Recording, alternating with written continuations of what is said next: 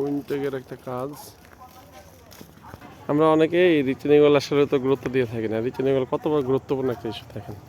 সঠিকভাবে যদি take care না করা যায়, হ্যাঁ, এরা প্রায় 10 ফিট ভরাট ইয়ে করছে, আরসিসি ওয়াল করছে, কী হয়েছে, দিন শেষে ফেটে যে ভেঙে চলে এসছে।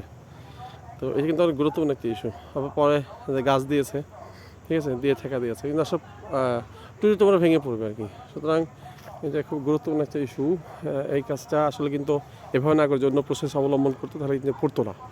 হ্যাঁ, আরেকটা ইস্যু একটা বলে রাখি, যে হচ্ছে যে কাজটা করার সময় একটা গুরুত্বপূর্ণ কাজ করছে, যে সেপারেশন করছে আর কি। হ্যাঁ, তার নির্দিষ্ট ডিস্টেন্স পরপর সেপারেশন করা অ্যাডভান্টেজ, যে এ পাশটা ঠিক আছে কিন্তু, হ্যাঁ, কিছু হয়নি, কিন্তু ওই পাশে যে সমস্যা হয়েছে তাহলে ওই ওই ওই পোর্শনটুকুই হয়েছে, যতটুকু হচ্ছে সেপারেশন। ওর জন্য একটা লং কাজ করলে আর কি, অর্থাৎ লং ডিস্টেন্সের কাজ করলে একটা সেপারেশন দিলে সবচেয়ে ভালো আর কি। তাতে মানে কোনো ঝামেলা হলেও একটা পোর্শনে হবে, বাকিটা হবে না আর কি। ওরা জাস্ট কলাম দিয়ে করছে, এদের জন্য এই সমস্যাটা কিন্তু দাঁড়িয়েছে। এটা কিন্তু বিকল্প হয়েছিল এবং আর ভালোভাবে সলিউশন করা যেত, এমনটি হতো না আর কি। যাই হোক,